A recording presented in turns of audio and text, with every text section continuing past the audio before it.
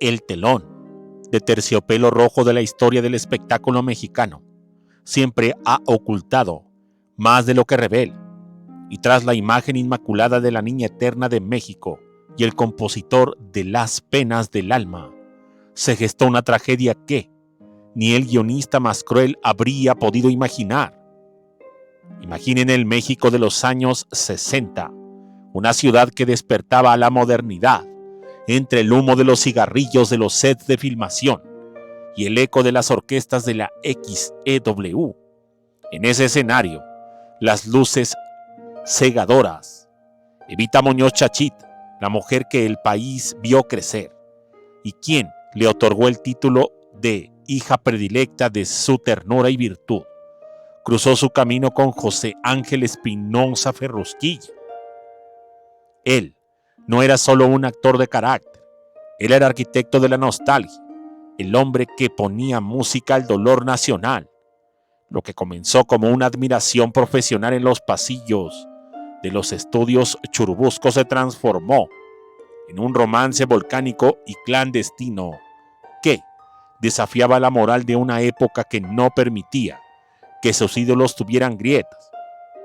De esa unión prohibida, de ese amor que se alimentaba de encuentros furtivos en casas de seguridad en Coyoacán y susurros en camerinos cerrados con llave, nació una niña que fue, desde su primer aliento, el secreto más celosamente guardado de la industria, pero que más adelante moriría de una de las enfermedades más atroces y terribles de finales del siglo XX. Sin más, ¡comenzamos!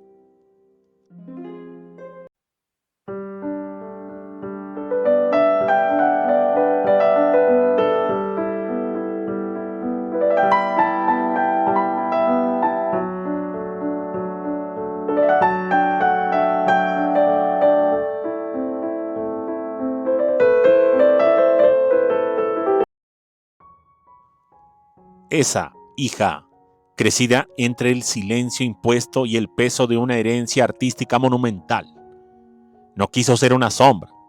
Poseía la mirada expresiva de Evita y la sensibilidad melancólica de Ferrusquilla, pero su cuerpo reclamaba un lenguaje propio, la danza, mientras el público aplaudía a Chachita en sus papeles de madre abnegada y a Ferrusquilla por sus composiciones inmortales, en el anonimato de las mejores academias de ballet y teatro musical de la capital.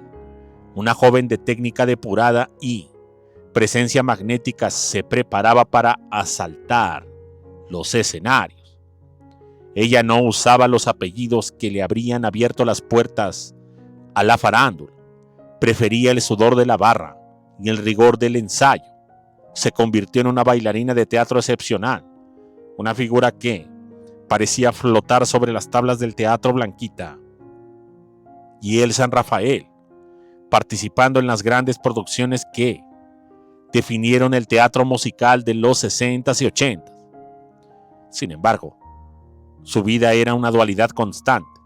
En el escenario era fuego y libertad, pero fuera de él, seguía siendo la hija que no podía llamar mamá o papá en público. De hecho, la joven, cuya existencia era un riesgo para las trayectorias de dos leyendas vivientes que el sistema protegía a toda costa. La década de los 90 entró en la Ciudad de México con una energía frenética, una mezcla de optimismo neoliberal y una vida nocturna que no conocía límites, pero también trajo consigo el inicio de una pesadilla sanitaria que la sociedad prefería ignorar. Fue en ese ecosistema de luces de neón, fiestas en las zonas más exclusivas y camerinos compartidos donde las bailarinas han coincidido con artistas. Ella coincidió con Charly Valentino. Él era la encarnación del éxito popular, un cómico cuya risa explosiva y picardía lo habían llevado a la cima de la televisión y el cine de ficheras. Charly era la vida de la fiesta, un hombre que se movía por el mundo con la confianza de quien se cree invulnerable. El romance entre la hija del secreto y el rey de la risa fue un torbellino de pasiones rápidas y madrugadas interminables. Lo que ella no sabía, y lo que quizás él mismo ignoraba o se negaba a aceptar, es que Charlie Valentino cargaba en su sangre una sentencia que, en aquel entonces, no tenía apelación. El VIH no distinguía entre el talento de una bailarina y la fama de un cómico. En medio de esa vorágine de amor y descuido, el virus saltó de cuerpo en cuerpo, marcando el inicio de un cronómetro mortal que nadie vio venir. El declive fue una agonía filmada en cámara lenta.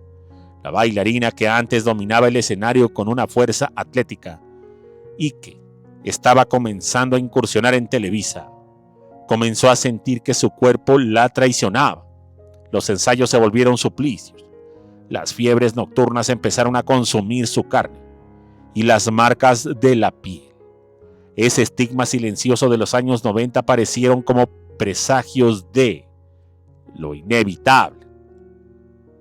Chachita y Ferrusquilla, unidos nuevamente por el dolor, pero separados por la necesidad de mantener el mito, vivieron un calvario que ninguna cámara captó. Imagen a imagen, la gran Evita Muñoz, la mujer que todo México sentía como parte de su familia, entrando a hospitales privados bajo nombres falsos, ocultando su rostro tras gafas oscuras y pañoletas para poder sostener la mano de su hija moribunda, sin que la prensa destrozara su imagen de virtud. Imagen que, a Ferrusquilla, el hombre que le cantó a la ley del monte, viviendo como la vida de su propia hija se apagaba por una enfermedad que el mundo asociaba con el pecado y la depravación. Literalmente, la depravación de los padres era absoluta. De hecho, se sabe que se desesperaron, que gastaron todo el dinero y toda la influencia del mundo, pero no podían comprar una cura para el SIDA en 1990. No podían gritar su dolor al mundo sin destruir el secreto que habían construido durante décadas. La muerte de la bailarina ocurrió a principios de los 90 en una habitación aislada donde el único sonido era el monitor cardíaco y los sollozos contenidos de los gigantes del espectáculo que se despedían de su mayor creación en la oscuridad. Charlie Valentino continuó su carrera, cargando con la sombra de haber sido el portador de una tragedia que nunca se hizo pública, mientras el vacío en los escenarios que ella dejó fue llenado por otras luces, pero nunca por la misma magia. Se sabe que el funeral fue un evento mínimo, una ceremonia de sombras donde no hubo cámaras de televisión, ni coronas de flores de la Asociación Nacional de Actores. Chachita regresó a los sets a interpretar personajes entrañables, ocultando tras su sonrisa profesional el abismo de haber enterrado a una hija que oficialmente nunca existió. Ferrusquilla se hundió en sus composiciones, en sus programas de radio, en sus presentaciones esporádicas en la radio y en la televisión, poniendo en sus letras un desgarro que solo los que conocían la verdad podían entender. Se sabe que Charlie Valentino, a pesar de lo que había generado y de lo que había hecho, literalmente siguió su vida como si nada. Él, como Pilatos, se lavó las manos.